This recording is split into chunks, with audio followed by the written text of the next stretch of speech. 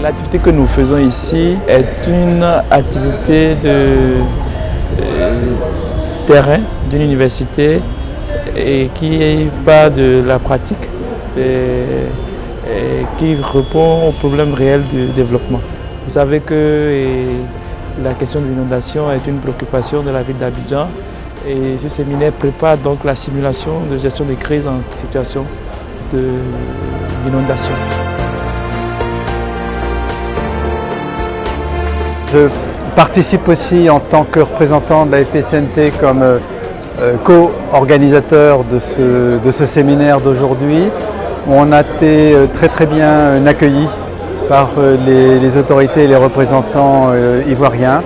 On voit qu'il y a une participation assez riche et assez convaincue.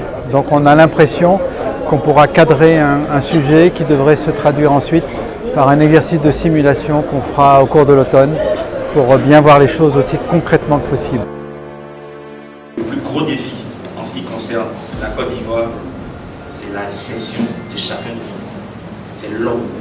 Je pense que les fruits de ces échanges-là ont servi à alimenter les différentes études et les différentes propositions vont renforcer les décisions qui sont déjà prises et qui sont mises en œuvre pour améliorer la capacité de nos villes et de nos différents environnements face aux inondations que nous connaissons.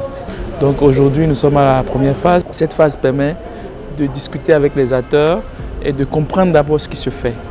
Et donc c'est la démarche inclusive de mise en place du projet qui nécessite que nous fassions d'abord ce séminaire et qui est un échange, c'est un workshop où les différents acteurs viennent partager leur savoir, leur pratique sur la question de l'inondation et qui permet aussi aux techniciens du projet de mieux savoir, de comprendre ce qui se fait à Abidjan pour pouvoir, dans une certaine mesure, bien ficeler et préparer la phase réelle de la simulation qui va se dérouler dans quelques semaines ici à Abidjan.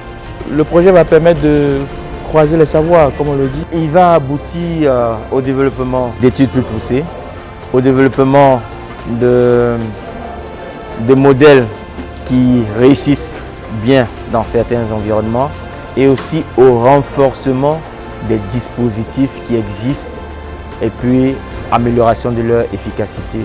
Tout cela pour la protection des personnes, des biens et de l'environnement et puis avoir la meilleure résilience possible de tous ces environnements-là face aux différentes inondations.